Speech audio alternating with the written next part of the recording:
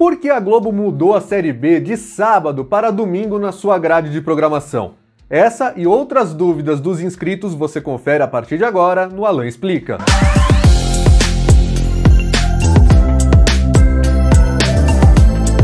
Muito bem, pessoal, chegamos agora com o 7º episódio da série Alan Explica. Nessa semana, excepcionalmente, por causa da final da Champions League, o vídeo está indo ao ar no domingo, mas normalmente vai aos sábados, às 1h15 da tarde. Para mandar pergunta aqui, em qualquer espaço do nosso canal, é só mandar qualquer comentário com a hashtag Alan Explica. E fica um recado aqui também, façam perguntas que eu possa realmente explicar e não dar opinião. A gente pode até criar um quadro aqui no canal para eu fazer opinião semanalmente, mas aqui é para explicar como as coisas funcionam. Então perguntas do tipo, o SBT não deveria fazer um programa diário de esportes? Isso não é exatamente o espírito do nosso quadro. Mas vamos começar então com a pergunta do Corintiano para sempre. Ele manda assim: você sabe por que a Globo resolveu mudar a Série B do sábado às 4h30 da tarde para o domingo às 4h?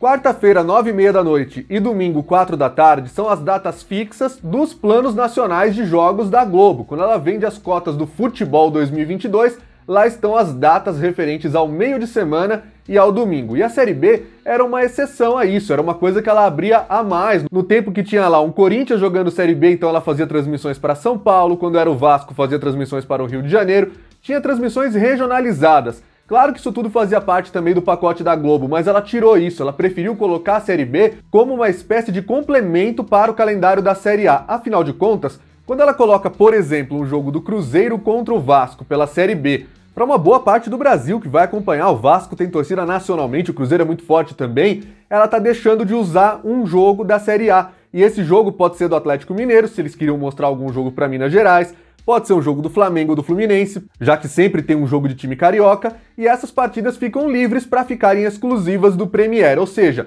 no fim das contas, a Globo acaba ganhando por todos os lados, ela consegue assim manter a exclusividade dos times dela na Série A. Em 2021, por exemplo, 2 times grandes do Rio de Janeiro estavam na Série B, o Vasco, que ainda está, e o Botafogo, que depois subiu como campeão. Na Série A havia outros 2, o Flamengo e o Fluminense. Se ela fosse manter o esquema que rolava nos anos 2000, ou seja, de jogos da Série B de sábado e Série A de domingo, ela seria obrigada mais ou menos a transmitir 19 jogos do Flamengo em TV aberta, 19 do Fluminense e muito provavelmente 19 do Vasco e 19 do Botafogo aos sábados, o que sobraria para o Sport TV e Premier, não é verdade? Então, muito por isso a Série B está ocupando esse espaço agora de regionalização dos jogos junto com a Série A. Agora uma dúvida do Etelei Teixeira sobre o SBT.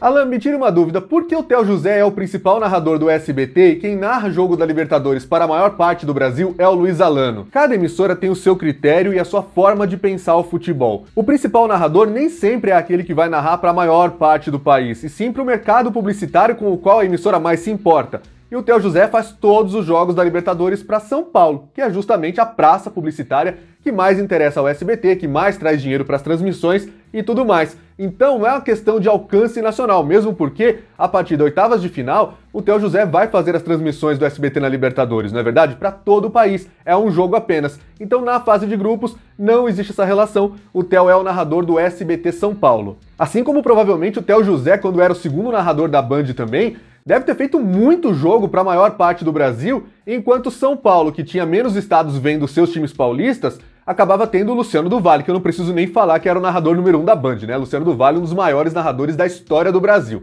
E mesmo assim, muitas vezes quando tinha um jogo de Flamengo, que era o jogo da Praça Carioca, o Theo José era quem narrava para a maior parte do Brasil. O Felipe Souza manda mais uma agora nesse fim de semana de Champions sobre SBT. Por que o SBT não divide a tela nas competições da UEFA para exibir seus patrocinadores como acontece na Libertadores? Cada campeonato tem um tipo de contrato e cada tipo de contrato tem as suas proibições, as suas possibilidades e as suas exigências. No caso da Champions League, não pode manchar a imagem com patrocinadores, da mesma forma como o Theo José até explicou no ar durante a vitória do Real Madrid sobre o Liverpool. Tô aqui com a camisa mesmo tendo perdido. Durante a confusão lá fora do estádio, que atrasou o início da partida em 36 minutos, o SBT não podia cortar a imagem para mostrar o que estava rolando no lado de fora, porque o contrato do SBT com a UEFA proíbe esse tipo de coisa. Agora, em contrapartida, o jogo foi transmitido por um player do SBT aqui no YouTube. coisa que a Libertadores não permite que o SBT faça. Ele tem que usar um player próprio ou um player que não dê para clicar e ir para outro site, porque o do YouTube, em qualquer lugar que ele esteja incorporado, você clica no logotipo do YouTube e vem parar aqui num player não listado, né? Então, no caso da Libertadores, isso não pode, porque o Facebook é a única plataforma que pode transmitir a competição gratuitamente. Ele tem que colocar um player embedado, como a gente fala, né, incorporado no seu site oficial. E o 7B Sports manda mais uma sobre futebol europeu para a gente entender esses contratos. Teria como o SBT sublicenciar a Champions League para a cultura? Afinal de contas, o SBT já faz esse sublicenciamento para a cultura na Liga Europa e também na UEFA Conference League, né? Mostraram ambas recentemente a final com a conquista da Roma, primeira edição da história da Liga Conferência da Europa, né? A Conference League. Pois é, o contrato permite sim que o SBT faça esse sublicenciamento, coisa que o da Libertadores não permite, né? Nem a Globo vai poder sublicenciar ninguém ano que vem, nem a Disney, nem a Paramount, cada um vai cuidar do seu pacote, assim como já acontece no contrato atual. Lembrando, Disney e Facebook não rolam sublicenciamento, existe um acordo mediado pela Conmebol que foi feito às pressas em 2019 para a América Latina, só que sem contar o Brasil e que só chegou para nós em 2021, porque estava indo muito mal a transmissão do Facebook em termos técnicos. As pessoas tinham conexões com a internet ainda piores do que aquelas que a gente tem aqui no Brasil, e aí foi preciso fazer essa intervenção por parte da Conmebol mesmo, mas não é um sublicenciamento, são duas emissoras oficiais trocando jogos. E isso não estava proibido no contrato. O que não pode é uma emissora que não comprou o direito de transmissão conversar com quem comprou e passar a ter direitos. Só podem transmitir a Libertadores emissoras oficiais, ou seja, que compraram diretamente da Conmebol. Não pode haver uma venda a terceiros. E no caso da Champions League, o contrato não proíbe isso. Mas por que o SBT faria isso? Por que o SBT sublicenciaria